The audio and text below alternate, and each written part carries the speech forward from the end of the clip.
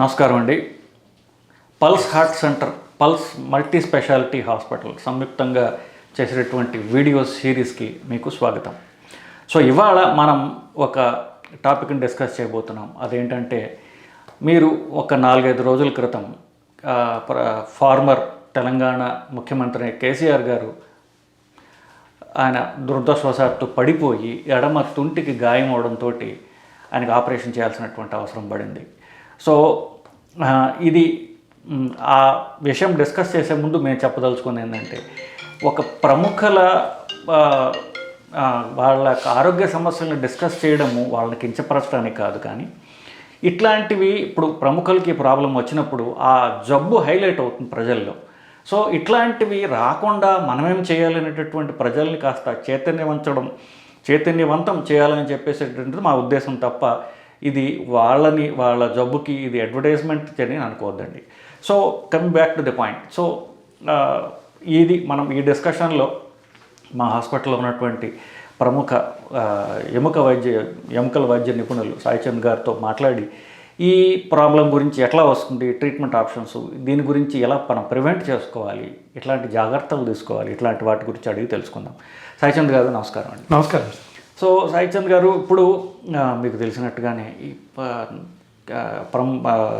Former chief minister KCR గారు వాళ్ళ ఇంట్లో పడిపోయినప్పుడు ఆయన ఎడమ తుంటికి ఆయనకి ఎముకకి ఇంజురీ అయిందని హాస్పిటల్లో అడ్మిట్ అయినట్టుగా ఆపరేషన్ చేసినట్టుగా కూడా అందరికీ తెలిసిన విషయం బేసికల్లీ.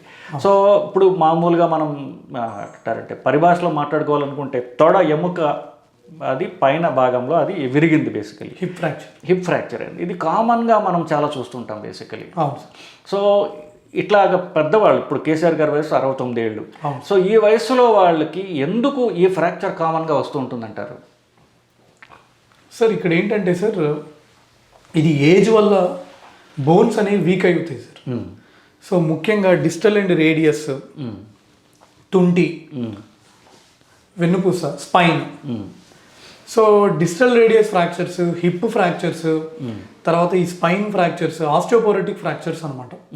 అంటే ఏజ్ వచ్చే కొద్దీ ఏమవుతుందంటే బోన్స్ అనేవి వీక్ అయిపోతూ ఉంటాయి. సో ఏజ్ వచ్చే కొద్దీ బోన్స్ అనేవి వీక్ అయిపోతూ ఉంటాయి. సో 20 ఏళ్ళు 30 ఏళ్ళు వాళ్ళకు ఉన్నంత స్ట్రెంగ్త్ అనేది ఉండదు. So 40, 50, 60, 70, more than 60, more than 70 అంటే ఇక బోన్స్ చాలా బ్రిటిల్ అయిపోతాయి అన్నమాట. సో ఏజ్ అనేది ఇక్కడ important risk factor sir. So ఇప్పుడు ఎముకలు వయసు పెరిగే కొద్దిగా ఎముకల్లో కాల్షియం తగ్గిపోయి అంత బలం తగ్గిపోతుంది మీరు అంటున్నారు.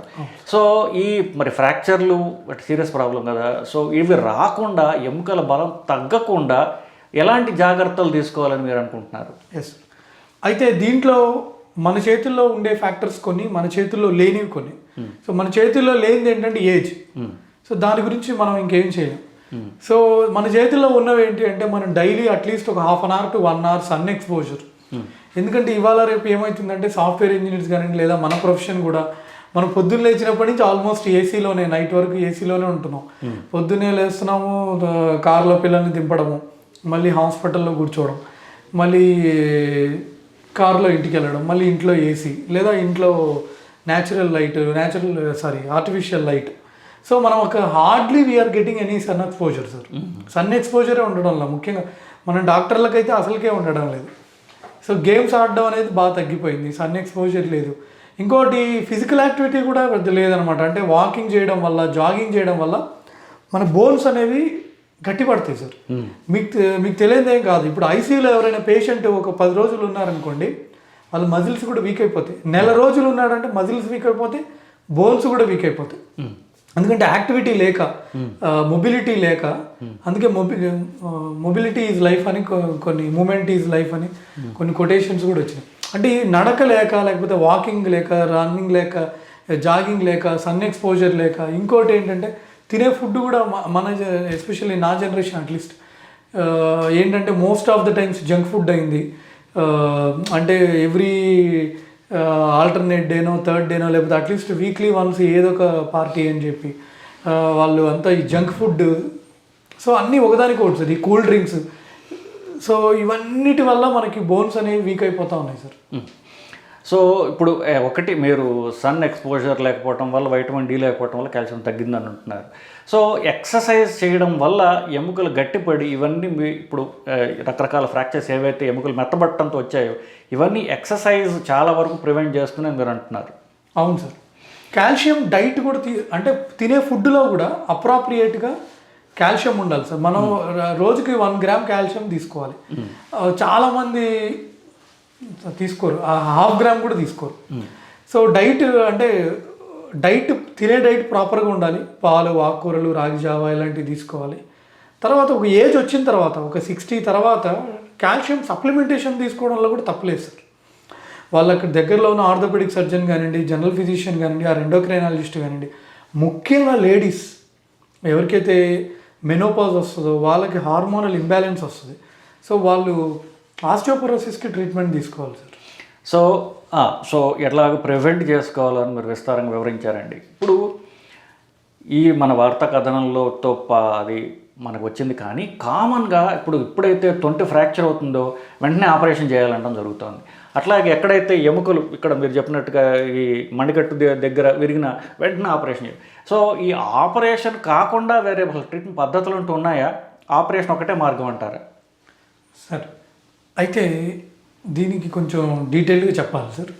తుంటి దగ్గర బేసిక్గా 2 రకాల ఫ్రాక్చర్స్ అవుతాయి సార్. ఒకటి నెక్ ఫ్రాక్చర్, ఇంకోటి IT fracture neck of femur, intracapsular fracture, దానికి ఇంకో పేరు.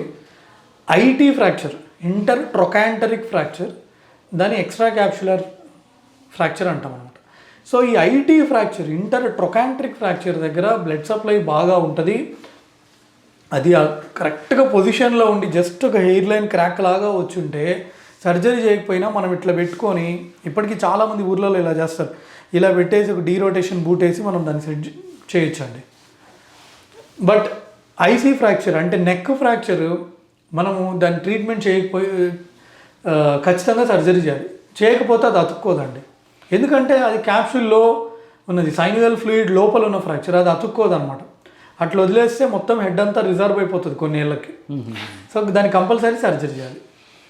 సో ఇప్పుడు హిప్ రిప్లేస్మెంట్ చేశారు అని మనకి ఈ వార్త కథనంలో చూసాము. Total hip replacement. So probably ఈయనకి ఇదే ఉండొచ్చని మనం అనుకుంటున్నాం బేసికలీ. సో ఈ మధ్యకాలంలో ఎముకల ప్రాబ్లమ్స్ చాలా వరకు కూడా వెంటనే ఆపరేషన్ చేయడం బెటరు అని చెప్పేసేటువంటి ఒక వాదన వినిపిస్తుంది. ఎక్కువసేపు మంచం మీద పడుకుని వారం రోజుల తరబడి ఈ సిమెంట్ కట్టులు కట్టుకుని బెడ్ సోర్స్ వచ్చి ఇట్లా చేసుకునే కంటే కూడా ఎక్కువ త్వరగా కనుక మనం ఆపరేషన్ చేసినట్లయితే త్వరగా మొబిలైజ్ చేస్తే బెటరు అని చెప్పి ఒక వాదన ఉంది. మీరు ఎంతవరకు దీన్ని సపోర్ట్ చేస్తారు? అది 100% కరెక్ట్ సార్. ఇప్పుడు ఎంత తొందరగా మనం పేషెంట్కి సర్జరీ చేసి ఎంత తొందరగా మళ్ళీ మనం నడిపిస్తే వాళ్ళంతా తొందరగా రికవర్ అవుతారు. చాలామందికి తెలియని విషయం ఏంటంటే, ఒక సైంటిఫిక్ రీసెర్చ్లో పబ్లిష్ అయింది ఏంటంటే, మనుషులు చనిపోవడానికి రీజన్స్లో ఇది కూడా వాళ్ళు మంచాన పడి చనిపోతున్నారు. ఈ ఫ్రాక్చర్స్ వల్ల ఏమవుతుందంటే సార్, వాళ్ళు మంచాన పడిపోతారు. అంటే ఊర్లలో ఏంటంటే నెగ్లెక్ట్ చేస్తారు, ఏం కాదులే అది అట్లా అతుక్కుంటుందిలే అని చెప్పేసి వదిలేస్తారు. ఒక వారానికి ముడ్డి దగ్గర పుండు అవుతుంది, బెడ్ సోర్ అవుతుంది సార్. ఆ బెడ్ సోర్ ఇది చిన్న ప్రాబ్లం అయిపోతుంది, ఆ బెడ్ సోర్ పెద్ద ప్రాబ్లం అయిపోతుంది. సో ఆ బెడ్ సోర్ ఏమవుతుందంటే ఇంకా పెరిగి పెరిగి పెరిగి చివరికి శాక్రం దాకా పోతుంది. బోన్ కూడా ఇన్వాల్వ్ అయిన కండిషన్ పేషెంట్స్ నేను చూశాను సార్. సో అందుకని ఎంత తొందరగా అంటే అనస్థీషియా డాక్టర్ గారు చూస్తారు, గుండె డాక్టర్ గారు చూస్తారు, వాళ్ళు చూసి ఫిట్నెస్ ఇవ్వగానే సర్జరీ చేసి ఇమీడియట్గా నడిపించడం బెటర్. ఇప్పుడు బ్లడ్ థిన్నర్స్ మీద ఉన్నారంటే వాళ్ళని ఒక 3-4 days ఆపుతాం sir. That to with the after discussion with anaesthetist and cardiologist. So once they are fit అంటే will take them for surgery, will make them weight bearing walking with the వాకర్తో నడిపిస్తాం పక్క రోజు నుంచి. ఇంకోటి ఏంటంటే సార్, ఇందాక మీరు అడిగారు మణికట్టు దగ్గర అన్నారు. సో మణికట్టు దగ్గర ఏమవుతుందంటే, అది ఫర్ ఎగ్జాంపుల్ ఒక కోలీస్ ఫ్రాక్చర్ అనుకోండి, అంటే ఒక distal and radius fracture, extra articular fracture ఉందనుకోండి, దానికి సర్జరీ అవసరం లేదు సార్, సిమెంట్ పట్టేసి సెట్ అయిపోతుంది. ఈ డిస్టల్ రేడియస్ ఫ్రాక్చర్స్కి 60 ఏళ్ళు 70 ఏళ్ళు 80 ఏళ్ళు వచ్చినాయంటే చాలా కామన్. వాన పడింది, నడుస్తారు, జారి పడతారు, ఇక్కడ ఇరుగుతుంది. అలాంటి వాటికి యూజువల్గా మేము సర్జరీలు చేయం సార్. సిమెంట్ పట్టీతో మంచి రిజల్ట్, డీసెంట్ రిజల్ట్ వస్తుంది. కానీ తుంటి దగ్గర మనకు మనిషి నడవకపోతే లైఫ్ గడవదు. సో వాకర్ పట్టుకొని కాళ్ళు ఈడ్చుకుంటూ వెళ్ళలేరు కదా సార్. 70 ఏళ్ళు వచ్చినా 75 ఏళ్ళు వచ్చినా పేషెంట్ అటెండర్లకి రిస్క్ ఎక్స్ప్లెయిన్ చేసి సర్జరీ చేయించుకోమని చెప్తాం. కొంతమంది ఏంటంటే మాకు సర్జరీ వద్దండి, సర్జరీ చేస్తే ఇక డాక్టర్ చనిపోతారు, అంత హై రిస్క్ చెప్పారు, 50-50 ఛాన్స్ చెప్పారు, లేదా అసలు లేకపోతే హార్ట్ కండిషన్ బాగా వీక్ ఉండి చేస్తే కూడా చాలా డౌటే అన్నప్పుడు ఇక వాళ్ళ ఇష్టం కింద వదిలేస్తాం కానివ్వండి, బట్ చేయడానికే మేము ట్రై చేస్తాం. సో ఇప్పుడు మీరు చెప్పినట్టుగా ఎస్పెషల్లీ తుంటి ఎముకలు ఎప్పుడైతే విరిగాయో చాలా వరకు ఆపరేషన్ చేసుకుంటే త్వరగా వాళ్ళని నడిపించవచ్చు, వాళ్ళకి ఈ ఎక్కువ మంచాన పడి ఉండేటటువంటి ప్రాబ్లమ్స్ అన్నీ మనం అవాయిడ్ చేయొచ్చు అని చెప్తున్నారు. కానీ ఆపరేషన్ చేయాలంటే ఫర్ ఎగ్జాంపుల్ ఇప్పుడు 85 ఏళ్ళు దాటినటువంటి పెద్ద ఒక ఆవిడ ఉంటుంది, గుండె బలం బాగానే ఉందనుకుందాం. సో ఇట్లా వయసుతో నిమిత్తం లేకుండా సర్జరీ చేయొచ్చా?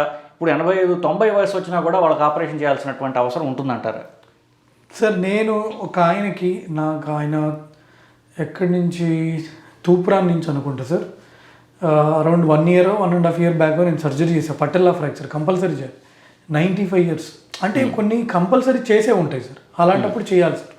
అంటే అది చెప్తున్నా కదా సార్, మళ్ళీ గుండె డాక్టర్ అనస్థెటిస్ట్ వాళ్ళు ఈ పేషెంట్కి ఓకే హై రిస్క్ కిందైనా చేయొచ్చు అంటే చేస్తాం సార్. లేదు ఈ పేషెంట్ తట్టుకోలేడు కష్టమే అంటే ఇంక వాళ్ళకి ఎక్స్ప్లెయిన్ చేసి చేయం సార్. సో అన్లెస్ ఇప్పుడు మిగతా గుండె కానివ్వండి ఊపిరితిత్తులు తీవ్రమైనటువంటి ప్రాబ్లమ్స్ లేకపోయినట్లయితే వయసుతో నిమిత్తం లేకుండా ఏ వయసు వాళ్ళకైనా ఆపరేషన్ చేయడమే మంచిది అనేటటువంటిది మన సాయిచంద్ గారు చెప్తున్నారు. సో ఇక నెక్స్ట్ ఇప్పుడు ఆపరేషన్ మంచిది, ఆపరేషన్ చేస్తే త్వరగా కోలుకుంటారు అని చెప్తున్నాం. కేసీఆర్ గారు కూడా అదే చేయడం జరిగింది. అంటే దీంట్లో సార్ ఒక ముఖ్యమైన విషయం సార్, చాలా చాలా ముఖ్యమైన విషయం, వాళ్ళ లెవెల్ ఆఫ్ యాక్టివిటీ ఏంటి. కొంతమంది ఏంటంటే వాళ్ళు ఆల్మోస్ట్ సెడెంటరీ లైఫ్ స్టైల్ ఉంటారు, అంటే నిదానంగా ఊర్లో జస్ట్ అలాగా వాళ్ళు ఏంటంటే అంత యాక్టివ్గా ఉండరు. కొంతమంది ఏంటంటే ఒక రిటైర్డ్ ఆర్మీ పర్సన్ ఉన్నారు, ఈజ్ వెరీ యాక్టివ్, లేదా ఒక డాక్టర్ గారు ఉన్నారు ఆయన యాక్టివ్గా ఉంటారు, లేదా ఒక రిటైర్డ్ టీచర్ ఉన్నారు వాళ్ళు 70 ఏళ్ళు వచ్చినా 75 ఏళ్ళు వచ్చినా ఏదో నడుస్తూ ఉంటారు, ఏదో పని చేస్తూనే ఉంటారు. అట్లా కేసీఆర్ గారు కూడా is very active man, 69 years. Just hardly 2 weeks back రిజల్ట్స్లో మనం ఓడిపోయారు అన్ఫార్చునేట్గా, I mean whatever. So అంత యాక్టివ్గా ఉన్న పేషెంట్స్ని will try to convince them, will try to explain them once cardiology clearance is given, surgery చేయడానికే ట్రై చేస్తాం. అట్లా కాకుండా కొంతమంది ఏంటంటే చాలా ఎమోషనల్గా కానివ్వండి, లేదా వాళ్ళకి అంత విల్ పవర్ ఉండదు. ఈవెన్ ఇప్పుడు నీ రీప్లేస్మెంట్స్లో కూడా సార్ 75 కూడా మనం చేస్తాం, 75 years ఏజ్ వాళ్ళకు కూడా నీ రీప్లేస్మెంట్స్ చేస్తాం. బట్ వాళ్ళు ఎవరైతే అంత స్ట్రాంగ్గా ఉండరు, అంత విల్ పవర్ ఉండదో వాళ్ళకి ఏంటంటే వాళ్ళు తట్టుకోలేరు, మాట వాళ్ళకి ఏదో కాంప్లికేషన్ రావడం, ఏదో ఒకటి అయ్యే ఛాన్స్ ఉంటుంది. సో ఇప్పుడు ఆపరేషన్ అవసరం, ఫిజికల్గా ఫిట్గా ఉండాలి, మెంటల్గా కూడా ఫిట్గా ఉండాలి.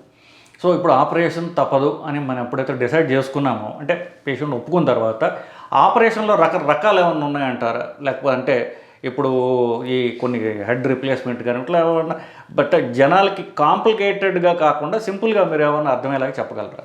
ఎస్. సో ఇక్కడ ఏమవుతుందంటే సార్, బేసిక్గా ఇది ఒక బంతి గిన్నె type ball and socket joint, hip joint, అలాగే షోల్డర్ జాయింట్ అనమాట. మోకాలు లాగా కాదు, షోల్డర్ లానే ఉంటుంది హిప్.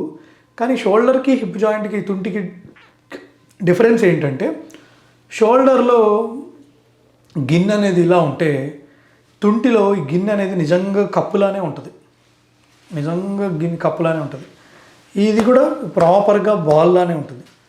సో ఇలా ఉంటుందండి. సో ఎవరికైనా ఫ్రాక్చర్ ఇక్కడ నెక్ దగ్గర అయినా, లేకపోతే ఇక్కడ ఐటీ దగ్గర అయితే మేము పిఎఫ్ఎన్ అలా వేయడానికి ట్రై చేస్తాము. అంటే ఇంకా ఇన్ డీటెయిల్గా ఈ జనరల్ వీడియోలో మనం చెప్పలేము, బట్ జస్ట్ నెక్ ఫ్రాక్చర్ గురించి చెప్పాలంటే ఏంటంటే, ఈ బాల్ తీసేసి సార్ ఆర్టిఫిషియల్గా ఇంకొక ప్రాస్థెసిస్ పెడతాం అన్నమాట. సిమెంటెడ్ బైపోలార్, ఇంకా అంటే సిమెంట్ పెట్టాలా లేదనేది 3 factors సార్. ఒకటి ఏజ్ సార్, ఇంకోటి వాళ్ళ బోన్ క్వాలిటీ, ఇంకోటి ఆ కెనాల్ డయామీటర్ నేరోగా ఉందా, మరీ వైడ్ కెనాల్ ఉందా, దానికి డార్స్ క్లాసిఫికేషన్ ఉంటుంది. దాని ప్రకారంగా ఈ 3 factors మీద పెట్టి సిమెంట్ వేయాలా లేదనేది ఆలోచిస్తాం. యూజువల్గా మనం ఏం చేస్తామంటే ఇది ఒక్కటే మారుస్తాం, బట్ కొంతమందికి ఏంటంటే ఇది కూడా మారుస్తే టీహెచ్ఆర్ అంటాం, total hip replacement. So we are replacing both on acetabulum side and femur side. మామూలుగా సిమెంటెడ్ బైపోలార్లో ఏంటంటే సార్, అస్టాబులమ్ వైపు మనం ఏం కదిలించాము, ఓన్లీ ఇది ఇక్కడ ఇరిగిపోతుంది కదా సార్, ఓపెన్ చేస్తాము, ఈ ఇరిగింది హెడ్ దీంట్లో ఉంటుంది, తీసేస్తాము, దీన్ని కెనాల్ రీమ్ చేసుకుంటాం, ప్రిపేర్ చేసుకుంటాం, స్టెమ్ పెడతాం, రెడ్యూస్ చేస్తాం. ఇప్పుడు ఇది కేసీఆర్ గారికి చేసింది ఏంటంటే టీహెచ్ఆర్, టోటల్ హిప్ రీప్లేస్మెంట్. అంటే హెడ్ తీసిన తర్వాత దీన్ని కూడా దే ప్రిపేర్, ప్రిపేర్ చేసిన తర్వాత దీనికి ఒక కప్ పెడతాం అన్నమాట.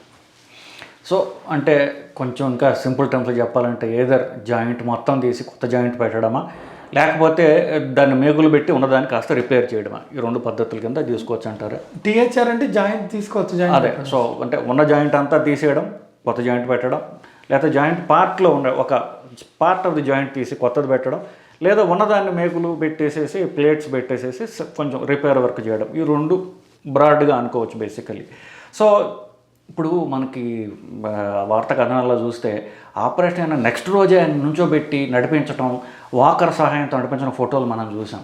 సో ఆపరేషన్ అయిన నెక్స్ట్ రోజు, ఇప్పుడు ఆపరేషన్ అనుకుంటే మామూలుగా పొట్ట ఆపరేషన్ ఏదైనా అనుకున్నాం అనుకోండి, నెక్స్ట్ రోజు దాకా తిండి పెట్టకుండా ముక్కులో గొట్టం పెట్టి ఇలా రకరకాల ప్రొలాంగ్డ్ ఆపరేషన్ అయిన తర్వాత చాలా రోజుల పాటు వాళ్ళ మంచం మీద పడి ఉండి ఐసీయూలో ఉండి ఇట్లాంటివి చూస్తుంటాం. కానీ ఈ ఎముకల సర్జరీల్లో తర్వాత రోజే వాళ్ళు నుంచోబెట్టడం, మరి అంత పెద్ద గాయం ఉంటుంది కదా, సో తర్వాత రోజే నుంచోబెట్టడం అది సంభవమా? మన హాస్పిటల్ మన వల్ల చేస్తున్నామా? సార్ మనం చేసాం సార్ ఆల్రెడీ ఇలాంటి కేసెస్, ఈవెన్ టీకేఆర్స్ చేసాము, టీహెచ్ఆర్స్ కూడా చేసాము. పక్క రోజు నుంచే మనం నడిపించవచ్చు సార్. ఓకే, అది చాలా అంటే ఇక్కడ ఉన్న ఫుడ్కి ఏమి సంబంధం లేదు సార్, పక్క రోజు నుంచి నడిపించవచ్చు. సో చాలా ఎంకరేజింగ్ న్యూస్ అండి. ఇప్పుడు పెద్ద ఆపరేషన్ అని మనం భయపడాల్సినటువంటి అవసరం లేదు.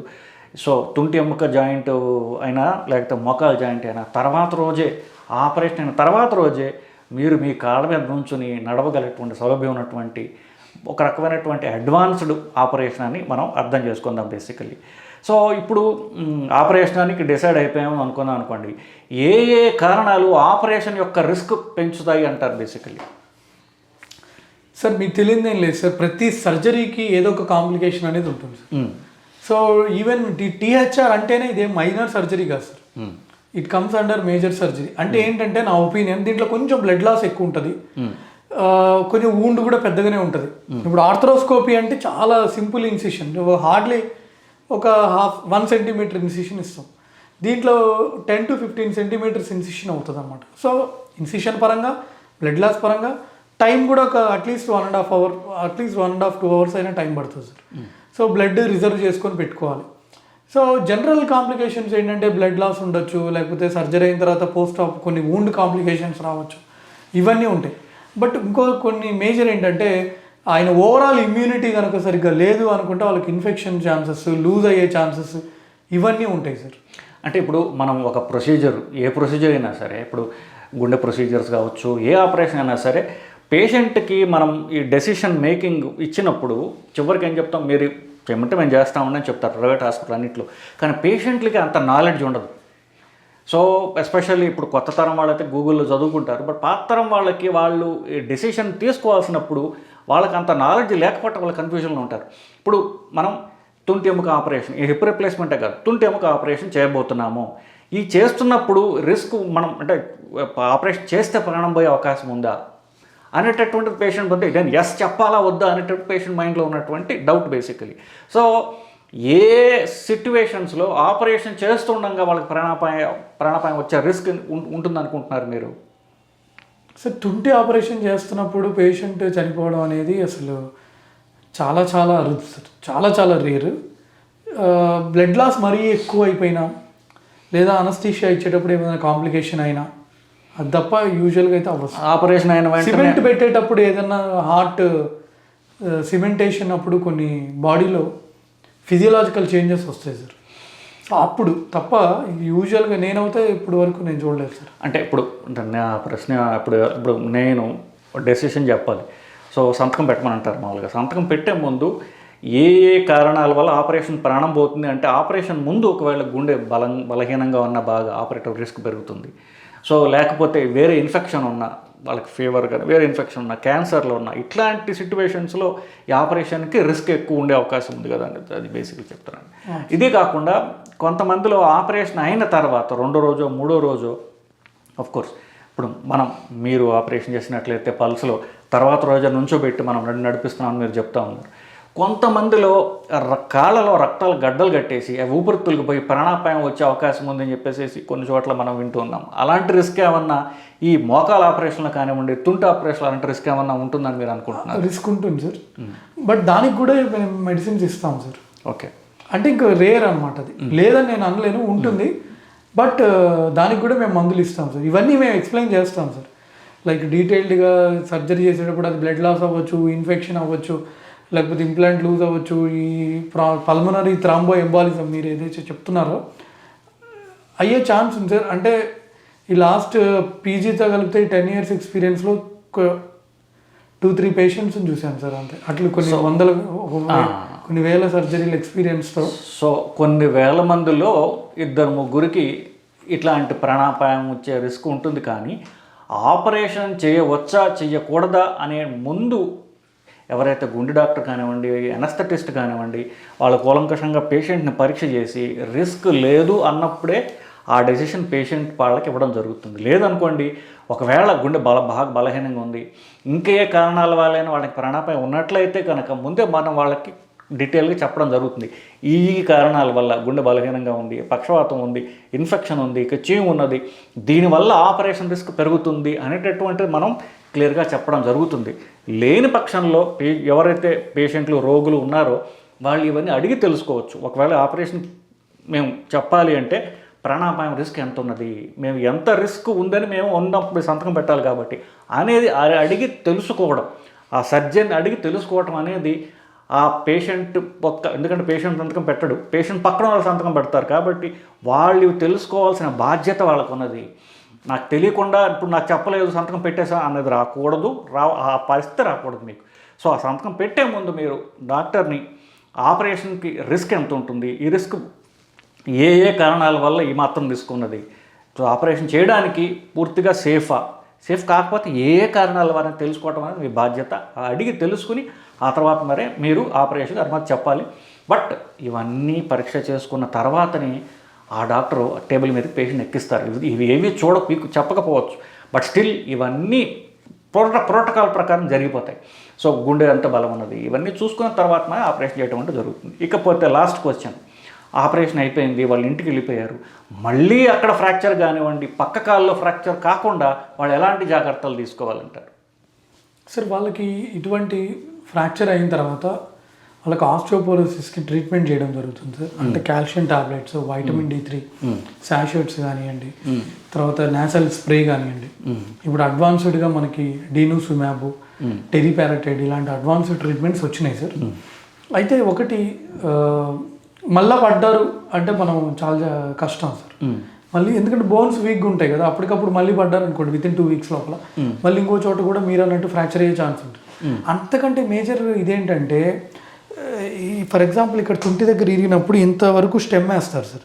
మళ్ళీ పడ్డారంటే ఆ డిస్టల్గా స్టెమ్ కింద ఫ్రాక్చర్ అయిందంటే మళ్ళీ లాంగ్ స్టెమ్ వేయాల్సి వస్తుంది, లేదా ప్లేట్ పెట్టాల్సి వస్తుంది.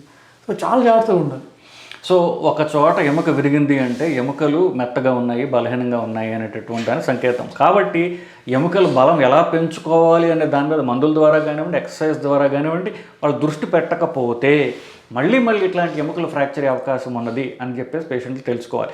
ఒక ఎముక ఇరిగిందంటే ఆ ఎముక బలహీన పట్టం కాదు, అన్ని ఎముకలు బలహీనంగా ఉన్నాయి అనేటటువంటిది తెలుసుకోవడం అనేది అవసరం. So coming back to the point, ఇప్పుడు ఆపరేషన్ అయిపోయింది, సో ఎన్ని రోజుల్లో వీళ్ళు వాళ్ళ నార్మల్ యాక్టివిటీస్ చేసుకునేటటువంటి సామర్థ్యం వస్తుంది పేషెంట్లకి? సో రఫ్గా అరౌండ్ ఒక 6 weeks 8 weeks టైం పడుతుంది సార్. సో ఇమ్మీడియట్గా నెక్స్ట్ డే నుంచి అయితే నడిపిస్తాం సార్ వాకర్తో. ఒక 2 వారాలు టైం పడుతుంది పుండు నయం అవ్వడానికి. వాటర్ పోనీయకూడదు, వాటర్ పోకుండా జాగ్రత్త పడాలి. వాటర్ పోయిందంటే మళ్ళీ చీమ్ పట్టే ఛాన్స్ ఉంటుంది. సో 2 weeks పాటు వాళ్ళు వాటర్ పోనీయకుండా చూసుకోవాలి. 2 weeks తర్వాత కుట్లు అనేది ఇప్పడం స్టేపుల్స్ వేస్తాము. సో స్టేపుల్స్ అనేవి రిమూవ్ చేస్తాం సార్ 2 weeks. సో 2 months తర్వాత వాళ్ళు రెగ్యులర్గా కారు డ్రైవ్ చేయడం కానివ్వండి, లేదంటే మిగతావన్నీ వాళ్ళు చేసేసుకోవచ్చు. సో అదండి. సో ఇప్పుడు మనం ఈ దానిలో మనం ఏం తెలుసుకున్నామంటే తుంటి ఎముక విరిగిందనుకోండి, ఆ ఆపరేషన్ అవసరం అనుకుందాం అనుకోండి. సో దాని కారణాలు ఏమిటి, ఏ సందర్భాల్లో ఇది విరుగుతుంది, విరిగినప్పుడు ట్రీట్మెంట్స్ ఏమిటి, ఆ ట్రీట్మెంట్ ముందు రిస్క్ అనేది ఎలా తెలుసుకుంటాం, దాని తర్వాత ఆ పేషెంట్ కోలుకోవడానికి ఎంతసేపు పడుతుంది, 1.5 అని చెప్పారు. సో దాని తర్వాత వాళ్ళ ఈ మిగతా ఎముకలు కూడా వాళ్ళు బలంగా ఉంచుకొని మళ్ళీ ఇలాంటివి రాకుండా ఉండడానికి ఎలాంటి జాగ్రత్తలు తీసుకోవాలి అన్న దాని గురించి కూడా మనం మాట్లాడాం. సో మొత్తం ఈ ప్రాబ్లం రాకుండా ఉన్న దగ్గర నుంచి ట్రీట్మెంటు, దాని తర్వాత మళ్ళీ తిరిగి రాకుండా ఉండాలంటే ఏం చేయాలి, దాని ఫుల్ ప్రొఫైల్ మనం డిస్కస్ చేయటం జరిగింది. ఇంకోటి సార్, సర్జరీ అయిన తర్వాత ఫిజియోథెరపీ అనేది చాలా ఇంపార్టెంట్ సార్. వాళ్ళకి ఎక్సర్సైజెస్ చెప్తారు. సో ఆ ఎక్సర్సైజెస్ వల్ల ఏంటంటే వాళ్ళకి కండరాలు పవర్ పెరుగుతుంది, స్ట్రెంగ్త్ పెరుగుతుంది. సో ఫిజియోథెరపీ వాళ్ళ రోల్ చాలా ఇంపార్టెంట్ సర్జరీ తర్వాత. సో వాళ్ళకి గెయిట్ ట్రైనింగ్ ఎట్లా నడవాలో నేర్పిస్తారు. తర్వాత ఈ exercises hamstring strengthening, quad strengthening, తర్వాత హిప్కి మజిల్ సంబంధించిన, హిప్ జాయింట్ మజిల్ సంబంధించిన ఎక్సర్సైజెస్ ఇవన్నీ చెప్తారు సార్. సో అది ఆపరేషన్ అయిన తర్వాత కోలుకునే యొక్క దాని భాగంగా ఎక్సర్సైజ్ కూడా చాలా చాలా ముఖ్యము, అది కంపల్సరీగా చేసుకోవాలని ఆర్థోపెడిషన్ మనకు చెప్తున్నారండి. సో మన ప్రియతమ పూర్వం ముఖ్యమంత్రి గారు కేసీఆర్ గారు త్వరగా కోలుకోవాలని, వారు త్వరగా కోలుకొని మళ్ళీ యాక్టివ్గా పాలిటిక్స్లోకి రావాలని మనం కోరుకుందామండి. ఆయనకి త్వర కోలుకోవాలి శుభాకాంక్షలు తెలుపుతూ నేను నమస్కారం చెప్తున్నాను. నమస్కారం.